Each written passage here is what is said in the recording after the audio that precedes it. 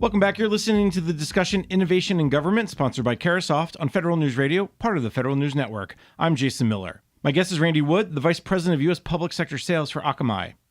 Now, Randy, before break, we were talking about what is a Zero Trust network, what is a Zero Trust architecture, why is it important, some of the benefits from a business perspective. You talked about the three big benefits. Adoption of cloud really accelerates that. You talked about reducing complexity, and then you talked about time to understanding breach. So those all sound great to me. Where do I start? I want to do it all. Give me a sense of how, if I'm an agency, what some of the recommendations, help me get started. Sure. So I think the first place to start when we're having this conversation and thinking about security differently is maybe do an assessment. Do a third-party kind of zero trust focused assessment. There's a number of organizations, companies that do that focus really on the principles of zero trust. So that's the first place to start. Second is there's this idea of accumulation of technical debt.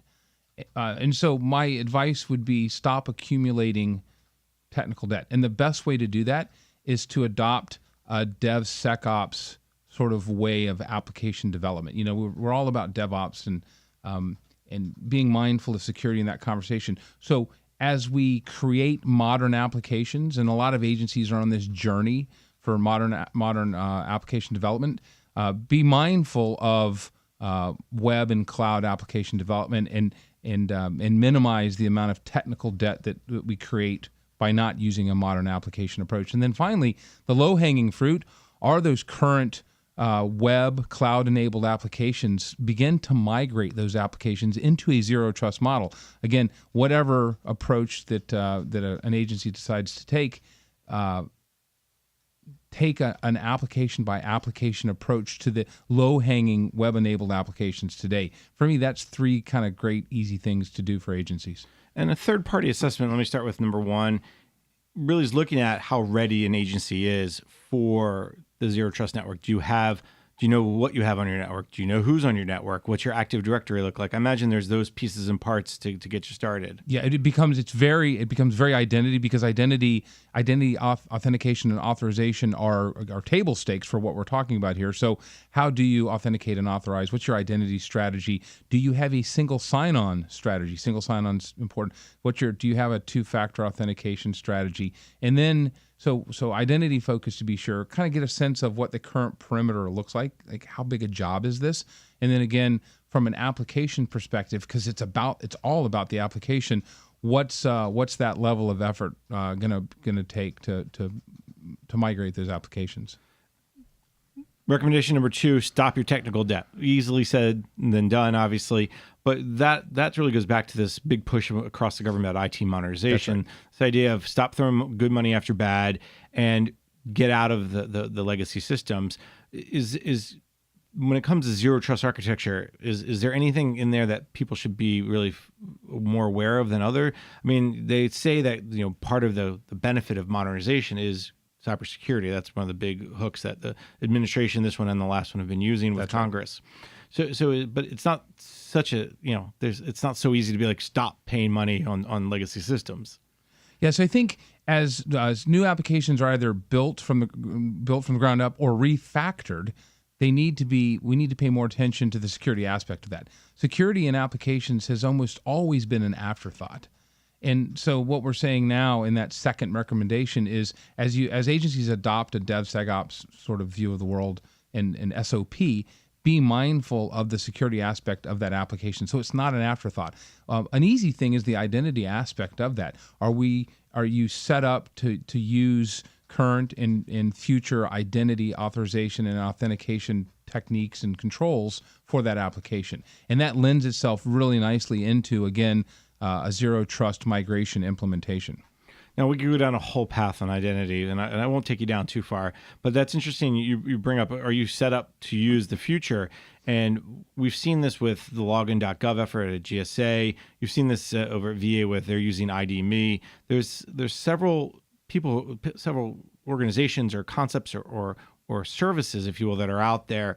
Akamai and identity, where do you fit in with all this, the discussion? Are you would buy that third-party service too, I imagine, or do you have your own? Well, so I would say yes to both. In some cases, we've created our own. Single sign-on is pretty. This idea of password fatigue is real. This is a real problem, and so single sign-on this is how we do work at Akamai. Now we can integrate with third party to be sure as part of our zero trust solution, or use and implement the things that we have, or in some cases, and we do this today in the federal government, create custom type identity authorization access controls and mechanisms, single sign-on, for example. So we can sort of play across the board. And then finally, the third piece of that is go after the stuff that's ready today. I imagine you got to start small. You're going to tell me start small and then do some pilots and some tests. Absolutely.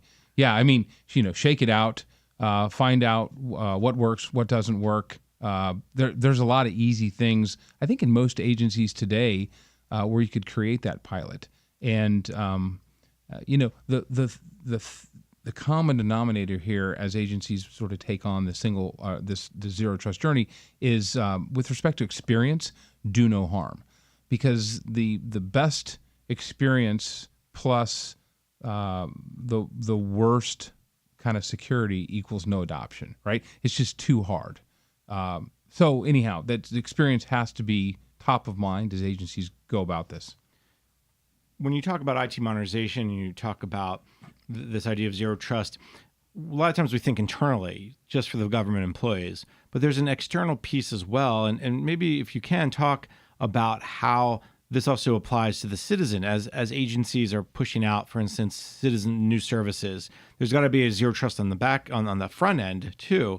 Can you apply a zero trust to the citizen side of the equation? Yeah, you absolutely have to. I mean, so much of what the government does, especially civilian government, is citizen services, right? And increasingly, this is delivered via an electronic type experience, an internet experience. And so, again, for me, what I aspire as a citizen interacting with a government service or application is the best experience. And part of that experience is transparent security. I want the security to be there. I don't want it to be a big hassle, a big hindrance, something that I have to navigate around.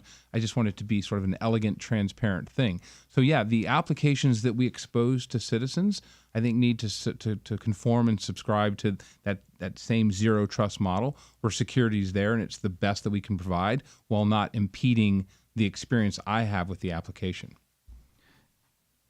As you talk to more agencies, as you see them starting to go down this path, and again, as we talked about maybe earlier, there's not a lot of agencies who are starting to use this yet. Where are we heading with this? I mean, in 3 to 5 years from now, are we going to all have zero trust, or are we going to have one trust, right? Like when can we get to zero? I don't think 3 to 5 years is ambitious. I think the stakes are so high. I mean, I said it previously, agencies are under attack. They know they're under attack, and so I think you're going to see a lot of this zero trust really come to fruition certainly in the next 3 to 5 years. I think you see different implementations. There's different vendors that, like I said, go about it in a different way. It's all focused on the same goal, and I think the journey kind of looks the same with respect to how we think about security differently. Again, it doesn't become that perimeter focused. The perimeter is gone now. And so regardless of how you implement a zero trust architecture, I think all those attributes sort of look the same. But I think agencies start to do this in the next 3 years. Are you seeing this in other sectors? You mentioned higher ed. You mentioned the state and local. What about the private sector? I know you're public sector sales, but can you talk maybe a little bit about what you're seeing outside the federal market in terms of zero trust? Yeah, so I think the pace of innovation and adoption in the commercial enterprise sector is greater. It almost always is. And then specifically within the financial sector, for example, I mean, they're real thought leaders and tend to lead the way. So at Akamai, security sales, security business, and zero trust sort of thinking and adoption is increasingly a really big, important part of our business. Certainly outside the public sector, but within that financial services sector, these guys are leading the way. Do you get a sense that that's because of their attack the most? You're right. The old adage, where's the money? You go where the money is in financial services. So they have to kind of take on this idea. Because the other place that I was expecting you to maybe talk about it is the intelligence community or DoD. I mean, DoD was first out the gate with the common access card, the two-factor authentication. So is that why maybe the banking is far ahead, because they have the most to protect? Yes, so for sure. I mean, the stakes are high, right? The stakes are certainly high with respect to national security, but in the financial institution, the stakes are really high. And the other thing I would say is they have something that the federal government doesn't necessarily have, and that's return to shareholder. So that return to shareholder is really, really important. And cybersecurity is the most top of mind thing in that industry right now, because the threats are so new and varied, and the pace of that, and these guys have to keep up. They have to stay ahead of it. Zero Trust is giving them a new way of solving that problem and sort of outpacing what those attackers look like. Randy, I've very much enjoyed the conversation. Let me broaden out the topics. We've talked a lot about Zero Trust. Cyber's huge. There's so many pieces and parts of cybersecurity. Are there other trends? Are there other areas that you're seeing a lot of interest from federal agencies around cyber? Is there anything you would maybe point to beyond Zero Trust? Yeah, I think, again, I've talked about, a couple things. DDoS mitigation. DDoS mitigation is huge, right? That's a huge problem. And there's, again, a couple of competing ways that vendors go about solving that. DDoS mitigation, to be sure.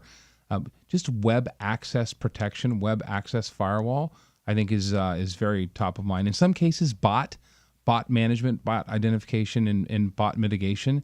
But it all sort of, I think, under this Zero Trust model comes back up under that umbrella that you've described before. It can all be talked about sort of in a similar context.